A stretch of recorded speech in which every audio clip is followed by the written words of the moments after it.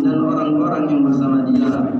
Perjalanan spiritual Ibrahim dan keluarganya yang sukses mengaplikasikan nilai-nilai ketakwaan merupakan sebuah keteladanan yang patut kita ulas dan pelajari kembali untuk mendapatkan dan menjadikan suatu inspirasi, pelajaran dan suri teladan.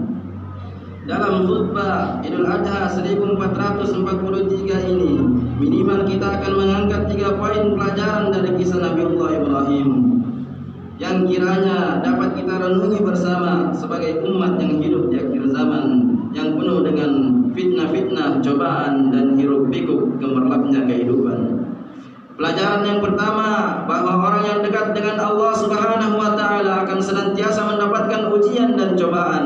Karena Nabi Ibrahim yang bergelar Khalilullah, kekasih Allah, orang paling dekat dengan Allah, orang yang paling disayang Allah. Namun ujiannya datang silih berganti. Ujian pertama datang dari ayahnya yang kafir, yang tidak menyembah Allah Subhanahu wa taala. Ujian berikutnya Ibrahim diperhadapkan dengan penguasa yang zalim, yaitu Namrud, yang pada akhirnya Ibrahim dibakar di tengah kobaran api yang menyala-nyala. Lalu Allah Subhanahu wa taala berfirman, "Ya naru kuni bardan wa salaman ala Ibrahim." Wahai api, menjadi dinginlah engkau dan memberikan keselamatan kepada Ibrahim. Setelah itu Ibrahim kembali diuji dengan kerinduan, kehampaan, kekosongan jiwa, mendamba kehadiran seorang anak yang menangis dari dalam rumahnya. Dalam tafsir Ibnu Katsir disebutkan Ibrahim berdoa selama 86 tahun meminta kepada Allah Subhanahu wa taala akan kehadiran seorang anak. Rabbi habli minas salihin. Lalu Allah mengabulkan permohonan Ibrahim dengan hadirnya seorang putra yang bernama Ismail. Namun tak berselang lama ujian Allah datang kembali menghampiri Ibrahim berupa mimpi dari Allah Subhanahu wa taala yang merupakan perintah untuk menyembelih putranya yang tercinta, yaitu Ismail, yang selama 86 tahun ia pinta. Ibrahim dan putranya Ismail pun tak ragu untuk melakukan perintah tersebut.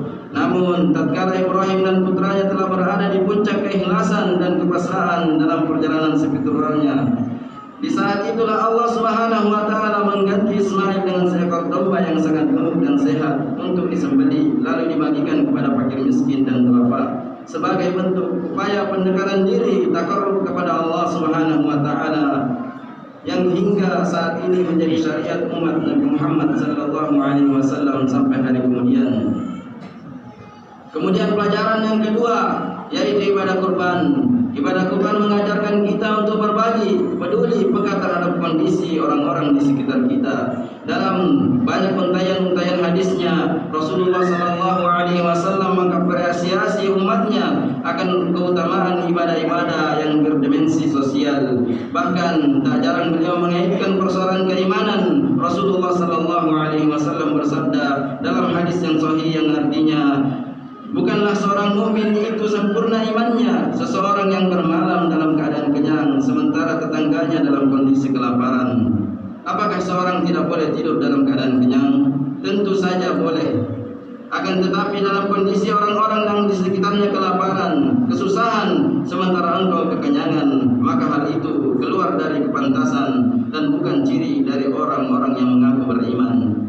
Hadis yang mulia ini mengajarkan kepada kita bahwa bukti keimanan yang benar kepada Allah tidak sebatas kerajinan kita melaksanakan salat 5 waktu, disiplin berpuasa Ramadan, melaksanakan umrah dan haji, mendaftar kurban setiap tahun.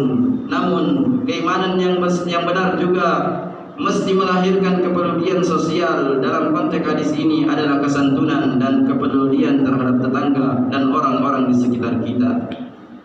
Oleh karena itu, momentum ibadah kurban kali ini, mari kita semakin memperkuat persaudaraan, hentikan perdebatan serta mempererat kembali tali silaturahmi di antara kita.